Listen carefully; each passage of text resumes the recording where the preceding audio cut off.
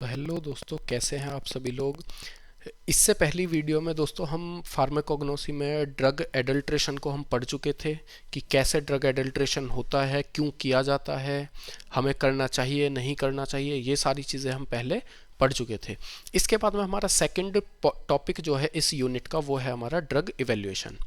कि drug evaluation होता क्या है, कैसे कैसे ये होता है, कितने तरीके से होता है। तो इन्हीं सारी चीज़ों के बारे में हम आगे अब पढ़ने वाले हैं। सबसे पहले हमें पता होनी चाहिए कि इवैल्यूएशन जो है किसी भी चीज़ का, इवैल्यूएट करने का मतलब क्या है कि उसको देखना, उसको डिटरमाइन करना, उसको आइडेंटिफाई करना, उसकी प्योरिटी का पता लगाना, उसको क्वालिटी को देखना, उसकी क्वालिटी कैसी है, उसकी आइडेंटिटी क्या है, कहाँ से ये ड्रग आया है, बायोलॉजिकल सोर्स क्या है उसका। इन सभी चीज़ों को हमें जो है इवैल्यूएट करने के लिए किसकी ज़रूरत पड़ती है, इवैल्यूएशन ऑफ ड्रग्स, है ना। तो यही सारी चीज़ें हैं मेनली। अच्छा, इस इवैल्यूएशन का मेन रीज़न है क्या? तो मेन रीज़न सबसे बड़ा तो यही है कि भाई एडल्ट्रेशन और सब्सटीट्यूशन इतनी ज़्यादा अमाउंट में होता है हमारी इंडिया क्या पूरी फार्मास्यूटिकल जो इंडस्ट्री है उसके अंदर। तो उसी चीज़ को देखने के लिए हमें क्या करना पड़ता है, ड्रग इवैल्यूएशन करना पड़ता है ना। तो यही सारी चीज़ें हम पढ़ेंगे, कैसे कैसे हम कर सकते हैं, कितने तरीके का होता है, क्या क्या इसके अंदर मेथड्स होते हैं। तो चलिए शुरू करते हैं। मेथड्स ऑफ ड्रग इवैल्यूएशन की बात करते हैं तो पहले हमारा होता है ऑर्गेनोलेप्टिक ड्रग इवैल्यूएशन, फिर होता है microscopic evaluation, chemical evaluation, physical evaluation, analytical evaluation and then biological evaluation. जैसा कि आपको पता लग रहा है, ऑर्गेनोलेप्टिक ड्रग इवैल्यूएशन की बात करते हैं तो इसके अंदर जो है ड्रग का कलर, उसका टेस्ट, उसकी ऑर्डर, उसका साइज़, उसकी शेप, देखने में कैसा है, सॉलिड है, लिक्विड है, जेली टाइप है, उसका टेक्सचर कैसा है, इन सभी चीज़ों को हम क्या करते हैं, इवेल्युएट करते हैं। तो ऑर्गेनोलेप्टिक हमारा एक फिजिकल इवेल्युएशन होता है ना। इसके अंदर जो ड्रग की जो स्टडी होती है वो मैक्रोस्कोपी के अंदर होती है।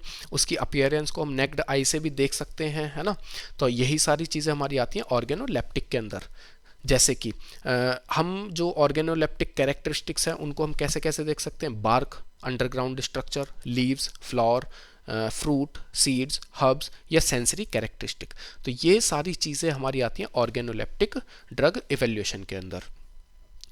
तो एक बार इसको डिटेल में देखते हैं कि भाई है क्या चीज़। तो ऑर्गेनोलेप्टिक इवैल्यूएशन जैसा मैंने बताया आपको, साइज़, कलर, शेप, उसकी ऑर्डर, उसका स्पेशल टेक्सचर किस तरीके से है, टच करने में कैसा है, ये सारी चीज़ें हमारी इसके अंदर आती हैं। देन अगर मैं बात करूं, जैसे कि अगर हमें देखना हो कि भाई करेक्टर क्या है, सिन्नामॉन का करेक्टर क्या है कि वो ब्राउन कलर का होता है ना। एरोमेटिक ऑर्डर, अगर मैं अम्बलीफेरस फ्रूट्स की बात करूं तो उनकी जो फ्रेगनेंस है बड़ी अच्छी होती है। टेस्ट की बात करते हैं तो लिक्योरेसी की टेस्ट जो है बड़ा मीठा होता है। और अगर फ्रैक्चर्ड सरफेस, तो सिंकोना की जो सरफेस है वो बड़ा कैसा होता है, ऊबड़ खाबड़ टाइप होता है कुछ इस तरीके से। जैसे बार्क होती है ना, एक्चुअल में होती तो ये बार्क ही है, तो कुछ इस तरीके का उसका स्ट्रक्चर होता है। वेवी शेप की बात करें तो राउवोल्फिया की शेप कैसी होती है, बड़ी वेवी होती है ना। सेन्ना की लीफ की बात करें तो वो 7 से लेकर के 8 mm तक विड्थ में, और लेंथ की बात करें तो 25 से 60 mm तक लेंथ में वो बड़ी होती हैं। देन इसके बाद माइक्रोस्कोपिक इवैल्यूएशन की बात करते हैं। तो माइक्रोस्कोपिक इवैल्यूएशन ड्रग का हमें बताता है कि भाई ड्रग का ऑर्गेनाइज्ड कैसा है, उसका सेल्यूलर स्ट्रक्चर कैसा है ना। इसके साथ साथ में उसकी qualitative evaluation, type of involving identification of drugs, इन सभी चीज़ों के बारे में ये हमको ईजिली बता सकता है। मतलब कहने का ये है कि हम टीएस के बारे में, जिसको हम ट्रांसवर्स सेक्शन बोलते हैं, लॉन्गिट्यूडनल सेक्शन, या आरएलएस मतलब रेडियल लॉन्गिट्यूडनल सेक्शन, या फिर हम बोल सकते हैं टीएलएस, टेंजेंट लॉन्गिट्यूडनल सेक्शन।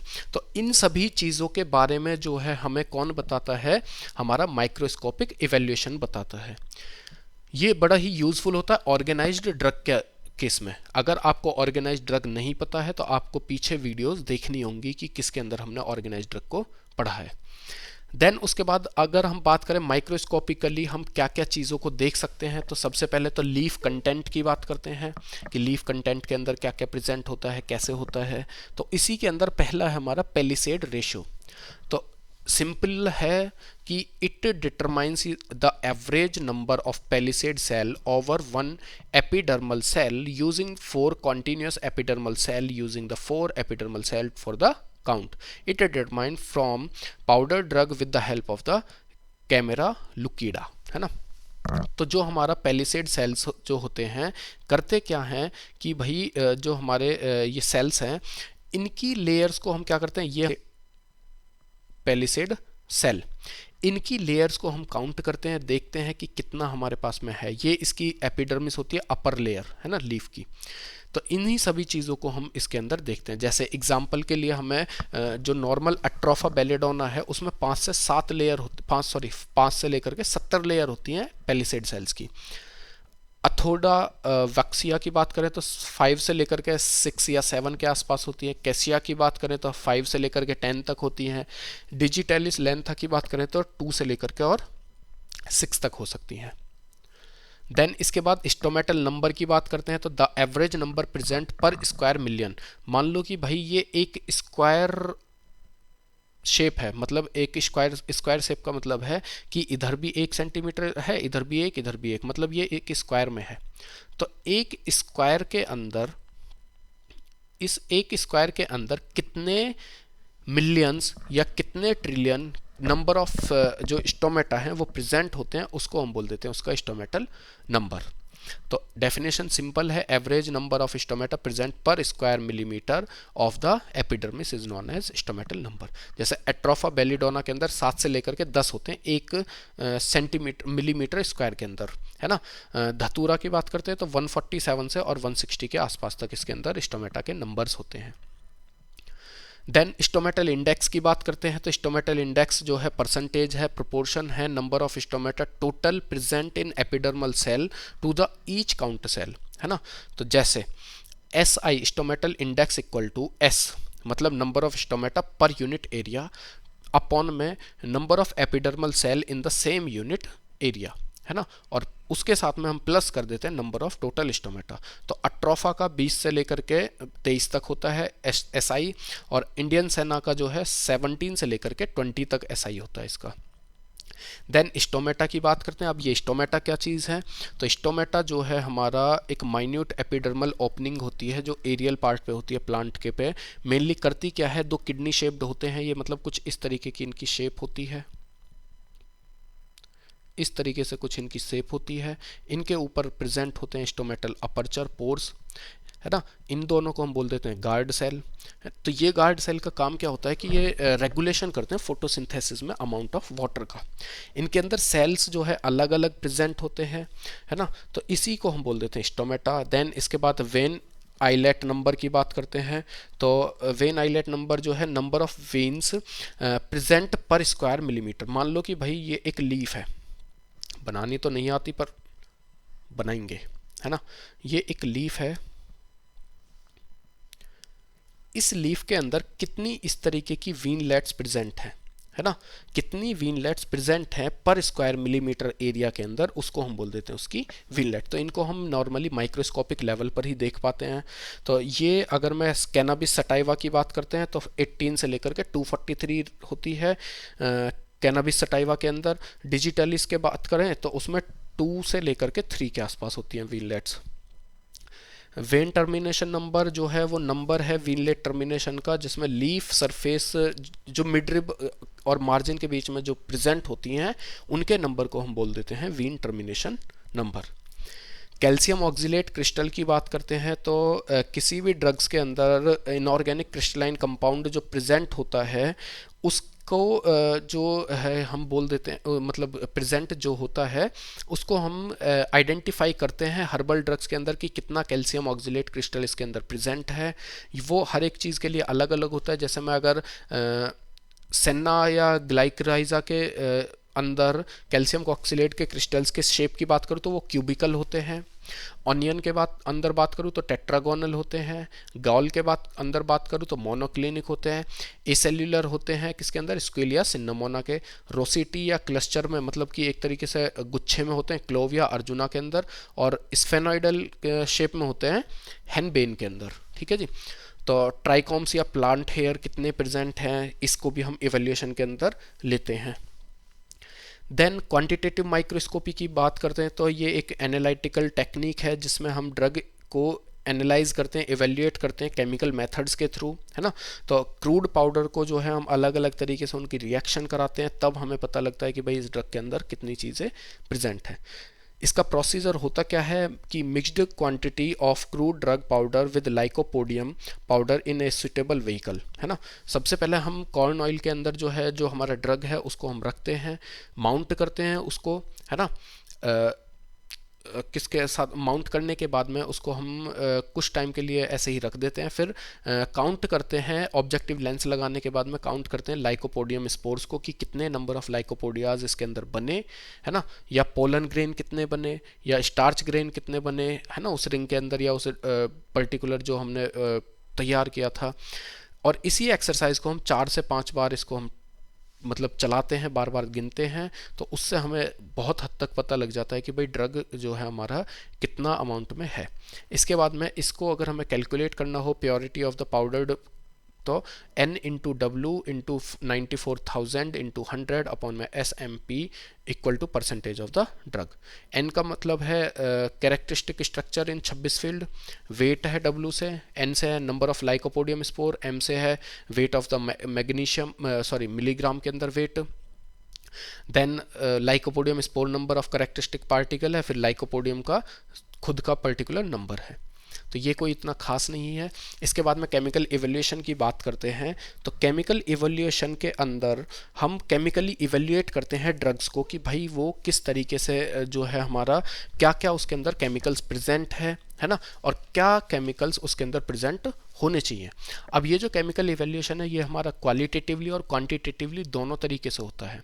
एक होता है हमारा क्वालिटेटिवली, एक होता है हमारा क्वांटिटेटिवली।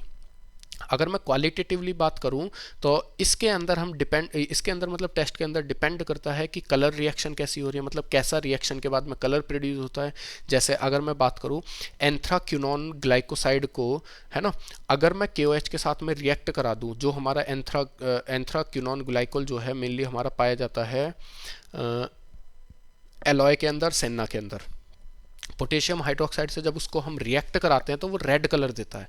तो यहाँ से हमको क्वालिटी के पता लगा है कि भाई अगर कलर थोड़ा बहुत ऊपर नीचे होता है तो क्वालिटी हमारी मतलब कहीं ना कहीं मिक्सअप है उसके अंदर। उसके बाद में हम इंटेंसिटी की बात करते हैं। रेड कलर जो है डिपेंड करता है कंसंट्रेशन ऑफ एक्टिव कॉन्स्टिट्यूएंट, कि कितना ड्रग या कितनी अमाउंट में उसके अंदर जो ड्रग है वो प्रेजेंट है, उसके ऊपर डिपेंड करता है। देन अगर मैं अट्रोफा बेलिडोना की reaction drag and drop reagent के साथ करता हूं तो वो ऑरेंज एंड रेड कलर देता है ना, जिसको हम मेयर्स रिएजेंट बोलते हैं। देन क्वांटिटेटिव केमिकल की बात करते हैं। क्वांटिटेटिव केमिकल के अंदर हम क्वांटिटी की जांच करते हैं, है ना। क्वांटिटी में हम क्या क्या पढ़ते हैं, जैसे क्वांटिटी में हम पढ़ते हैं एसिड वैल्यू कितनी है उसके अंदर, सपोनिफिकेशन वैल्यू कितनी है, आयोडीन वैल्यू कितनी है, केमिकल एसे की बात करते हैं, क्रोमेटोग्राफी से हम उसको एनालाइज करते हैं। तो ये सारी चीज़ें आती है हमारी क्वांटिटेटिवली में, है ना। अब एसिड वैल्यू आपको पता ही है क्या होती है, तो मैं बता देता हूँ एक बार कि number of milligram of sodium number of milligram of potassium hydroxide, है ना, करेक्ट। पोटेशियम हाइड्रोक्साइड को जब हम 1 ग्राम एक किसी भी पर्टिकुलर ड्रग के अंदर मिक्स करते हैं तो उसमें जो एसिडिक वैल्यू आनी चाहिए वो 124 के आसपास आनी चाहिए, और एसिटिक एसिड की वैल्यू कितनी आनी चाहिए, 93 के आसपास। ये स्टैंडर्ड होते हैं जो हमारी फार्माकोपिया के अंदर लिखे हुए होते हैं, तो वहीं से हम इन चीज़ों को देखते हैं। आयोडीन वैल्यू भी सेम यही है कि जब हम अनसैचुरेटेड आयोडीन वैल्यू को मेजर करते हैं तो आयोडीन एब्जॉर्ब होनी चाहिए 100 ग्राम या 100 मिलीग्राम सब्सटेंस के अंदर, और वो कितनी अमाउंट में एब्जॉर्ब हुई है यही उसकी आयोडीन वैल्यू को बताता है।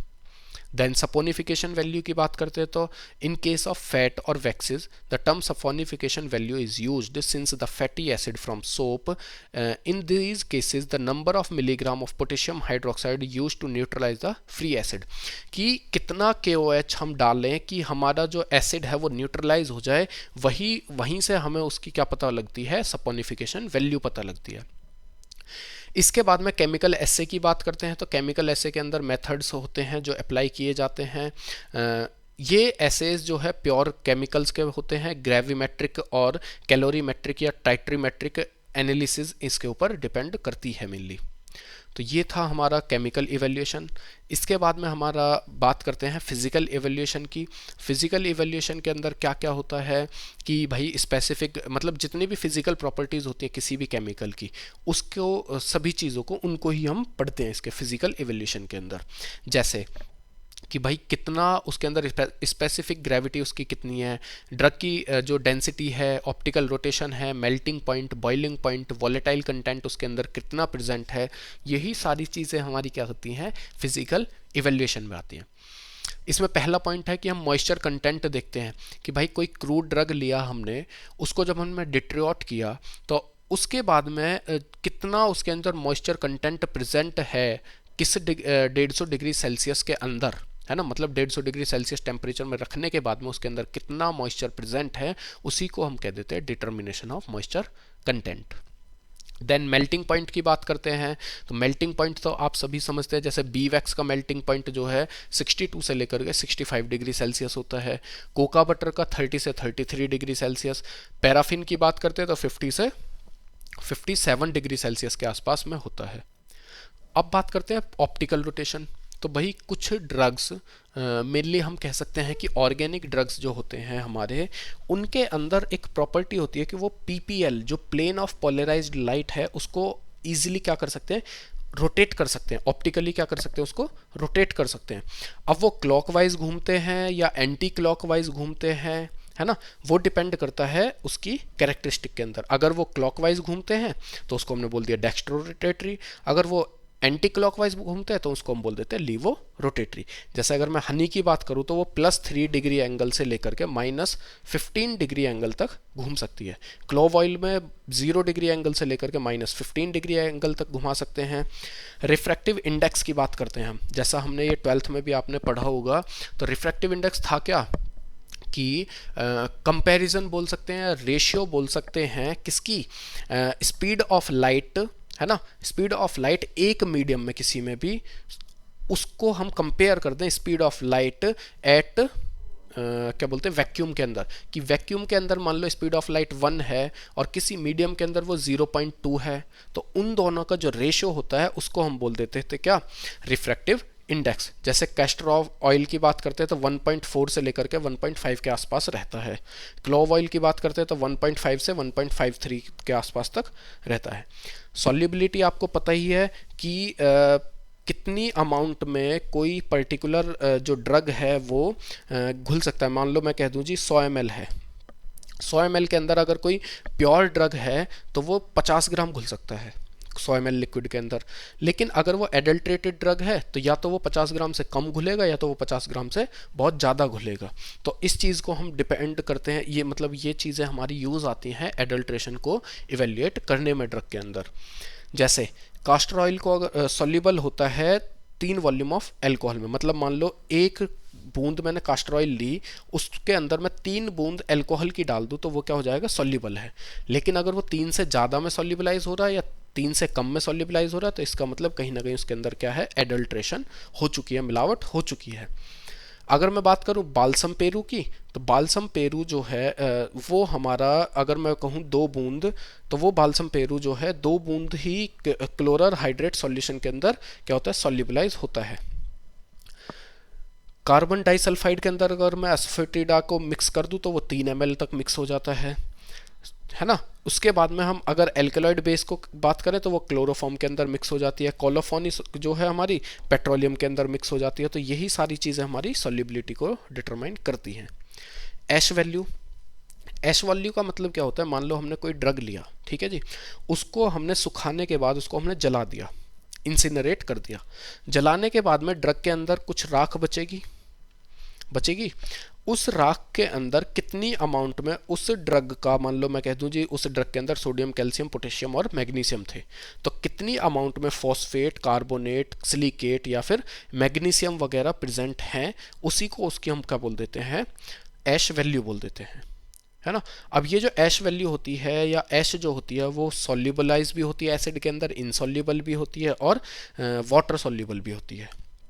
तो वही अलग अलग चीज़ें, जैसे अगर मैं कह दूं एस जो है इनसॉल्युबल होती है HCl के अंदर, लेकिन कुछ एशेज जो होती हैं वो हमारी सॉल्युबल होती हैं किसके अंदर, HCl के अंदर, जबकि कुछ हमारी नहीं होती हैं। ऐसे ही कुछ जो है हमारी वाटर के अंदर सॉल्युबलाइज होती हैं, कुछ नहीं हो पाती हैं। तो ये उसकी एस वैल्यू होती है। एक्सट्रैक्ट वैल्यू का मतलब क्या है कि मान लो हमने कोई ड्रग लिया, प्योर ड्रग है ना, उसको हमने अलग अलग तरीके के सॉल्यूवेंट के साथ रिएक्ट कराने के बाद उसमें एक्सट्रैक्शन प्रोसेस में लेकर के आए। अब उसको एक्सट्रैक्ट किया, मान लो मैंने एक ड्रग निकाला ओरिजिनल, मतलब किसी भी सोर्स से, उसको मैंने उसके अंदर से कोई केमिकल एक्सट्रैक्ट किया। अब मान लो 100 ग्राम ड्रग के अंदर से 50 मिलीग्राम कोई केमिकल निकला, बाहर निकल गया। अब हमने जो हमारे पास में जो ड्रग है जिसमें हम मिलावट हो भी सकती है नहीं भी हो सकती है, उसकी सेम अमाउंट ली, उसको भी एक्सट्रैक्शन प्रोसेस में लाए, तो पता लगा कि उसमें से तो बहुत कम अमाउंट में निकला या बहुत ज़्यादा अमाउंट में निकला। तो इसको क्या बोल देते हैं हम, एडल्ट्रेशन बोल देते हैं। अब ये जो एक्सट्रैक्ट हैं ये वाटर सॉल्युबल भी होते हैं और अल्कोहल सॉल्युबल भी। जैसे कि अगर मैं शुगर की बात करूँ, मिसलेज की बात करूँ, टेनिन्स की बात करूँ, तो ये वाटर सॉल्युबल है।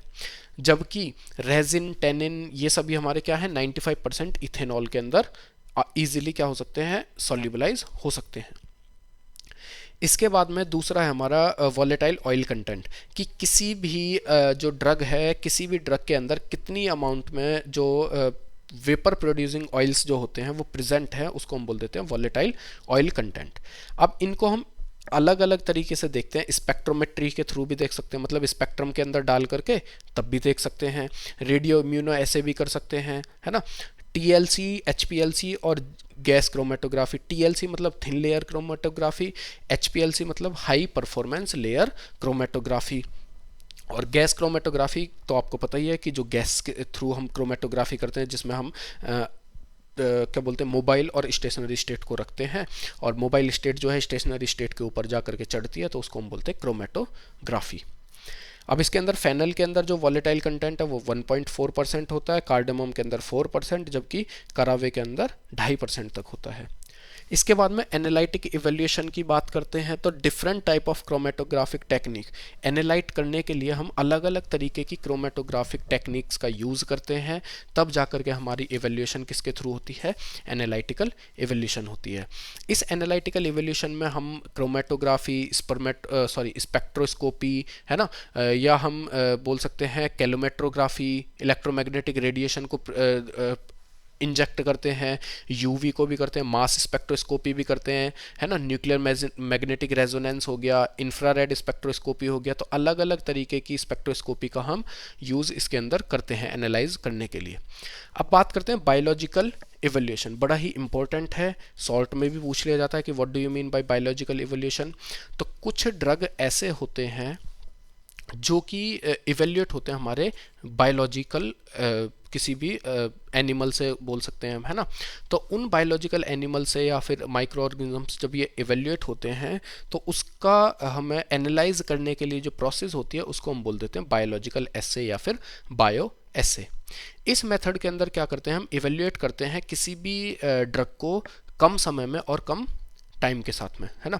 बायोलॉजिकल एसे के अंदर जो बायोलॉजिकल एक्टिविटी है किसी भी सैंपल के अंदर, मान लो मैं कहने लगूँ जी हमारे अंदर अगर मैं कोई HCl डालता हूँ पेट के अंदर, है ना, डाइल्यूट करके या किसी भी तरीके से HCl मैंने मिक्स कर दिया। अब हमें ये देखना है कि ये HCl हमारे पेट के अंदर कितनी एसिडिटी क्रिएट कर सकता है, कितनी एसिडिटी बना सकता है। तो इसको देखने के लिए हमें इसको या तो हम इंसान के ऊपर यूज़ करें इसको, या किसी हम एनिमल के ऊपर यूज़ करें, लेकिन यूज़ तो करना होगा। तो इस पूरी प्रोसेस को हम बायोलॉजिकल एसे बोलते हैं। अब इसकी अगर मैं सिंपल डेफिनेशन में बात करूं तो these method are performed on living animal isolating living organ और tissue animal preparation and microorganism. मतलब किसी एनिमल के ऊपर यूज़ कर सकते हैं, उसके टिश्यू के ऊपर यूज़ कर सकते हैं, या उसके किसी वाइटल ऑर्गन के ऊपर यूज़ कर सकते हैं। लिविंग बैक्टीरिया, ईस्ट या मोल्ड के ऊपर भी हम इसको यूज़ करते हैं। और इसी को अगर हम एक्टिव, जैसे मैं बोलने लगूँ कि एंटीबायोटिक ड्रग की जो एक्टिविटी है वो मेनली हम किसके ऊपर देखते हैं, किसी भी माइक्रो ऑर्गेनिज्म के ऊपर देखते हैं, और इसी ऐसे को हम बोल देते हैं माइक्रो बायोलॉजिकल ऐसे। तो दोस्तों आज के लिए इतना ही। अगर आपको किसी भी टॉपिक के अंदर कोई समस्या हो तो आप हमसे बेहिचक पूछ सकते हैं। कोई भी अब अगर आपके सुझाव हैं तो हम उसके लिए भी हम तैयार बैठे हैं, उन सुझावों के ऊपर बात करने के लिए भी हम तैयार हैं। और हो सके तो दोस्तों जितना हो सके इस चैनल को आप शेयर कीजिए ताकि लोग इसको सब्सक्राइब कर सकें, थोड़ा बहुत हम भी ऊपर ग्रो कर सकें। तो थैंक यू दोस्तों।